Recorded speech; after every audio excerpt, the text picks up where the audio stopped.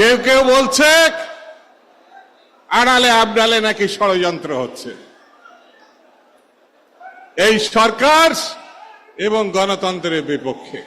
ছোট করে বলি, আজকের ছাত্র দলের এই সমাবেশ প্রমাণ করেছে গণতন্ত্রের বিরুদ্ধে যারা ষড়যন্ত্র করবে তাদের রেহাই দেওয়া হবে না। বন্ধুরা, আমাদেরকে ঐক্যবদ্ধ থাকতে হবে।